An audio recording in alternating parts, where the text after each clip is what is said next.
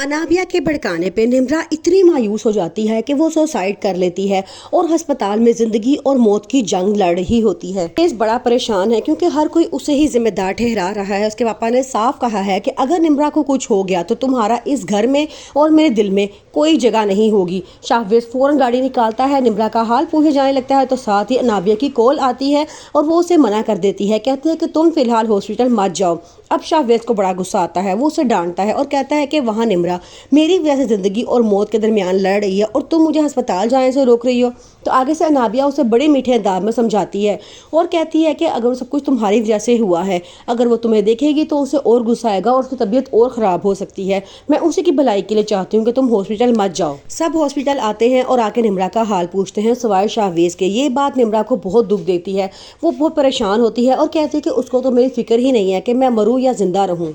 मरियम निम्रा से मिलने के लिए हॉस्पिटल जाती है तो निम्रा उसे सारी बात बता देती है कि अनाबिया ने मुझे इतना दिल बर्दाश्त किया कि मैंने खुदकुशी की कोशिश की है। आगे से मरियम उसे बहुत समझाती है लेकिन जैसे ही घर आती है तो वो अनाबिया को पकड़ लेती है और उसे बोलना शुरू कर देती है कि तुम्हें निम्रा से ऐसी बातें नहीं करनी चाहिए थी। तुम क्या काम कर रही हो, जो तुम काम कर रही हो वो एक इब्लीस के काम है। जैसे ही दोनों की बहस आपस में ऊंची हो जाती है तो साथ ही अनाबिया की मम्मा वहाँ पहुँच जाती हैं और कहती हैं कि तुम दोनों के दरमियान किस बात पर बहस हो रही है। अब अनाबिया अपनी मम्मा को देख के बहुत डर जाती है और कहती है कि आप जाएं, हमें जरा कमरे में जाकर ज़रूरी बात करनी है। लेकिन मरियम अब डट जाती है और कहती है कि जो भी बात होगी समरीन आंटी के सामने ही होगी ताकि उन्हें पता चले कि तुम अब क्या प्लानिंग कर रही हो। समरीन मरियम के मुंह से अपनी बेटी निम्रा की तमाम बातें सुन के बड़ा परेशान होती है। पहले तो वो उसकी बातों पर यकीन नहीं करती लेकिन फिर वो अपनी बेटी अनाबिया को समझाती हैं और कहती हैं कि तुम्हें इस तरह उन दोनों के दरमियान नहीं आना चाहिए और ना ही उन दोनों को एक दूसरे के खिलाफ भड़काना चाहिए। तुम्हारी वजह से वो लड़की मरते मरते बची है। जब वक्त का थप्पड़ पड़ता है तो अच्छे अच्छों के होश उड़ जाते हैं। अनाबिया जिसे लोगों के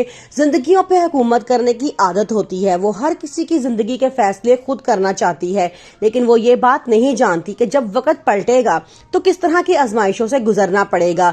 मरियम उसे बहुत समझाती है और कहती है कि अब तुम्हारी अवैध से मंगनी हो चुकी है, अब तुम्हारा शाहवेज के साथ मिलना बेहतर नहीं है। लेकिन वो उसे सख्त सख्ती से डांट देती है और कहती है कि तुम कौन होती हो मुझे समझाने वाली या मुझ पर तनकीद करने वाली। मरियम रोती हुई अपनी मामा के पास जाती है और उन्हें जाके कहती है कि अनाबिया के दिल पे कोई हुकूमत नहीं कर सकता, वो लोगों को अपने काबू में करने का हुनर जानती है। अनाबिया खेल रही है दोहरी गेम। एक तरफ तो वो शाहवेज को निम्रा के खिलाफ भड़काती है और उसे कहती है कि निम्रा ने सारा इल्जाम मुझ पे डाल दिया है, जबकि दूसरी तरफ वो निम्रा से कहती है कि शाहवेज तुमसे तंग आ चुका था, यहाँ तक कि वो तुम्हारी शक्ल तक देखना नहीं चाहता था, इसलिए वो मेरे पीछे पड़ा है क्योंकि तुम उसे बिल्कुल भी पसंद नहीं थी।